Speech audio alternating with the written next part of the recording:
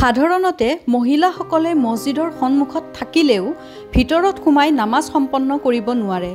তেওঁলোকে নিজৰ স্বামী, পিতা তথা পুত্ৰৰ বাবে মছজিদৰ বাহিৰতে নামাজ শেষ হোৱালৈ অপেক্ষা কৰিব লাগে। কিন্তু এতিয়া মুছাফিৰ মহিলাই মছজিদৰ বাহিৰত অপেক্ষা নকৰি ভিতৰত প্ৰৱেশ কৰি সম্পন্ন কৰিব পাৰিব নামাজ। তেওঁলোকে সম্পূৰ্ণ আবদ্ধ আৰু সুৰক্ষিত পৰিৱেশত নামাজ সম্পন্ন কৰিব পাৰিব। কিয়নো মহিলাসকলৰ বাবে আছুতীয়া নামাজগৃহ নিৰ্মাণ কৰিছে গুৱাহাটীৰ মাজমজিয়া স্থিত 6 মাইলৰ দাৰান মছজিদে। দীৰ্ঘদিনীয়া চিন্তা চৰ্চাৰ অন্তত মছজিদ কমিটিয়ে নিৰ্মাণ কৰা এই নামাজগৃহটোৱে সমাজলৈ এক ইতিবাচক বাৰ্তা প্ৰেৰণ কৰিছে। মই ৰেকিব আহমেদ, দাৰানা মছজিদ কমিটিৰ এইটো আমাৰ দাৰানা মছজিদ হয়। দাৰানা মছজিদ কমিটিৰ মই সম্পাদক হয়। আমাৰ মোৰ ওচৰত আছে আমাৰ ইমাম চাহাব, মছজিদৰ ইমাম চাহাব, মোৰ ওচৰত আছে সভাপতি আৰু জইণ্ট ছেক্ৰেটাৰী আমাৰ ওচৰত আছে। আমাৰ কমিটিয়ে বহু দিনৰ পৰাই ভাবি আহিছে, বহু দিনৰ পৰাই মানে এই বস্তুটোৰ ওপৰত বহু দিনৰ পৰা অলপ চিন্তা চৰ্চা কৰি আহিছে। সাধাৰণতে সদায় কি হয়, বেলেগৰ পৰা মানুহ আহে, হাজবেণ্ড ৱাইফ আহে, হাজবেণ্ডে নামাজ পঢ়িব পায় ঠিকেই, মছজিদত পঢ়ে, কিন্তু ৱাইফে জাগাত বহিব নোৱাৰে, বাহিৰত ৰখি থাকিব লগা হয়, কেতিয়াবা গাড়ীত বহি থাকিব লগা হয়। তে কি হৈছে, আমি তেতিয়াৰ পৰা বহুত দিনৰ পৰাই চিন্তা কৰি আহিছিলোঁ, কিন্তু আমি কৰিব পৰা নাছিলোঁ।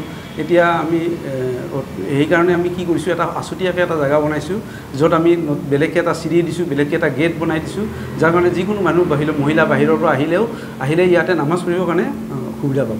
নামাজ পঢ়িবতো পাৰিব, আচলতে তেওঁলোকৰ কাৰণে বেছিকেলি কৰা নাই। কিয়, সাধাৰণতে কি হয়, ইয়াতে আমি মুছাফিৰ যিখিনি বাহিৰৰ মানুহখিনিৰ কাৰণে মেইনলি কৰা হৈছে, মানে স্থানীয় মহিলাৰ কাৰণে তেনেকৈ ব্যৱস্থা কৰা। তেওঁলোকে যিহেতু ঘৰতে কৰিব পাৰে, তেওঁলোকে সেইটো কাৰণে তেওঁলোকৰ কাৰণে কৰা হোৱা নাই। মেইনলি বাহিৰৰ পৰা যিখিনি মানুহ আহে সেইখিনি মানুহৰ কাৰণে আমি এইটো অজুখানা হয়, অজুখানাক আমি ভিতৰতে কৰি দিছোঁ, বাথৰুম টয়লেট কমপ্লিট ব্যৱস্থা এটা কৰি দিছোঁ, আছুতীয়াকৈ কৰি দিছোঁ। সম্পূৰ্ণ ব্যৱস্থা আছে, নামাজ পঢ়িব পৰা সুবিধা গোটেইখিনি আছে। তেনেকুৱা তেওঁলোকে নিজে নামাজ পঢ়িব পাৰিব, আৰু তেওঁলোকে যদি নিজে ভাবে জামাত কৰি পঢ়ে, তেওঁলোকে বেছিকৈ আহিলে 2-3জন আহিলে পঢ়িব পাৰিব। কিন্তু আমাৰ ফালৰ পৰা তেনেকুৱা কোনো ব্যৱস্থা নাই। সাধাৰণতে যিহেতু বাহিৰৰ পৰা অহা মানুহখিনিৰ কাৰণে কৰা হৈছে, সেইটো কাৰণে তেনেকুৱা ব্যৱস্থা কৰা নাই এতিয়ালৈকে। মানে এইটো কৰাৰ কাৰণে কমপ্লিট বস্তুটো চেঞ্জ কৰা হৈছে অলপমান। আমাৰ ইয়াতে আছিলে টয়লেট ব্লক আছিলে, কমপ্লিট টয়লেট ব্লকটো ভাঙি নতুনকৈ চাৰ্ট ঢলাই দি কেনে এইখিনি কৰাৰ কাৰণে আমি কমপ্লিটলি এইটো নতুনকৈ কৰিব লগা হৈছে। ডেফিনেটলি বাজেটটো বহুত বেছি ডাঙৰ হৈ গৈছে, লগতে বিউটিফিকেশ্যনৰ কথা আছে। ভাঙি দিয়াৰ পিছত আকৌ নতুনকৈ বনাব লাগে, মছজিদ লুক এটা আনিব লাগে, সেই গোটেইখিনি কৰাৰ পিছত বাজেট ডেফিনেটলি বহুত বেছি হৈছে। সেইটোৰ কাৰণে কমিটিৰ একো অসুবিধা হোৱা নাই। তেনেকুৱা আমাৰ দল সংগঠনৰ পৰা আমি বিচৰাও নাই, বা চৰকাৰে আমাক তেনেকৈ বিচৰাও দিয়াও নাই। আমি আমাৰ সম্পূৰ্ণ আমাৰ জামাতৰ কালেকশ্যন, আমাৰ ওচৰৰ মানুহ যিবিলাক আছে তেওঁলোকৰ সম্পূৰ্ণ কালেকশ্যনৰ পৰাই এইটো কৰা হৈ আহিছে। আমি এতিয়া আৰু ভাবি আছোঁ, আমি এটা লাইব্ৰেৰী কৰিম। আমি লাইব্ৰেৰী এটা জেনেৰেল লাইব্ৰেৰী, ইছলামিকটো থাকিবই, লগতে জেনেৰেল লাইব্ৰেৰী এটা কৰাৰ ইচ্ছা কৰিছোঁ। অনাগত দিনত আমি ভাবিছোঁ যে এটা লাইব্ৰেৰী এটা কৰি তাত যাতে যিকোনো ল'ৰা ছোৱালী আহি যাতে তেওঁলোকে ইভেন ডিজিটেল লাইব্ৰেৰী, যিটো ডিজিটেল শিক্ষাও ল'ব পাৰিব, বা কিতাপ যদি আমি বাহিৰৰ পৰা আনি থ'ব পাৰোঁ, যিবিলাক ধৰি লওক বিশেষকৈ দুখীয়া ল'ৰা ছোৱালী ঘৰৰ ল'ৰা ছোৱালী কিতাপ কিনাৰ পৰা অসুবিধা, ডিজিটেল মাধ্যম লোৱাৰ অসুবিধা ঘৰত, সেই তেওঁলোকৰ কাৰণে আমি এটা নতুনকৈ ভাবিছোঁ, এটা ডাঙৰকৈ লাইব্ৰেৰী এটা কৰিম, য'ত সেইখিনি তেওঁলোকে সুবিধা পাব। আৰু এনেকুৱা নহয় যে অকল ইছলামৰ কাৰণে, ইছলামী মানুহ ল'ৰাৰ কাৰণে, সকলো কাৰণে, জেনেৰেল পাব্লিকৰ কাৰণে। সেইটো কাৰণে ইছলামিকটো থাকিবই, লগতে যিকোনো মানে জেনেৰেল শিক্ষাৰ ওপৰত, মানে সাধাৰণ শিক্ষাৰ ওপৰত যিকোনো ল'ৰা ছোৱালীৰ কাৰণে আপ টু যিকোনো লেভেললৈকে আমি ৰখাৰ ব্যৱস্থা কৰিম বুলি ভাবিছোঁ। যিটো মহিলাৰ যিটো কথা হৈছে সেইটো মুকলি হৈছে, অলৰেডি মানুহে নামাজ পঢ়িছে।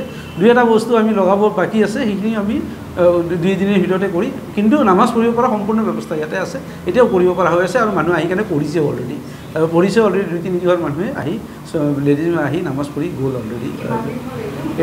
এইটো এমাহমান হৈছে, জুলাই লাষ্টৰ ফালে আমি।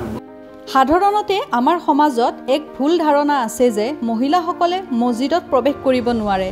কিন্তু মহিলাসকলৰ বাবে আছুতীয়া নামাজগৃহ নিৰ্মাণ কৰি কমিটিয়ে প্ৰমাণ কৰি দিছে যে ইছলামৰ মূল্যবোধ মহিলাক বাদ দি পূৰ্ণ নহয়। মুছাফিৰ মহিলাসকলৰ বাবে পৃথক নামাজগৃহ মুকলি কৰি কমিটিয়ে কেৱল ধাৰ্মিক দায়িত্ব পালন কৰাই নহয়, মহিলাসকল যে সমাজৰ এক অবিচ্ছেদ্য অংগ, এই কথাও প্ৰমাণ কৰিছে। সাধাৰণতে মানুহৰ মাজত শুনিবলৈ পোৱা যায় যে মহিলাসকল মছজিদত অহাটো নিষেধ, বা এনেধৰণৰ কিছুমান কথা শুনিব পোৱা যায় বিৰোধ মন্তব্য। আচলতে তেনেকুৱা নহয়। যে মহিলাসকল মছজিদত অহাৰ ক্ষেত্ৰত ইছলামে কোনো প্ৰকাৰ বাধা কৰা নাই, কোনো ধৰণৰ অসুবিধা ইছলামৰ ফালৰ পৰা শৰীয়তৰ ফালৰ পৰা বাধা আৰোপ কৰা হোৱা নাই। নামাজ পঢ়িব পাৰে মছজিদত। সেইকাৰণে আমাৰ কমিটিৰ ফালৰ পৰা এটা আলোচনা মৰ্মে মোৰ লগতো আলোচনা কৰিছে। আলোচনা মৰ্মে ইয়াতে এটা নমাজৰ কাৰণে এটা আছুতীয়াকৈ এটা জাগাৰ ব্যৱস্থা কৰা হৈছে।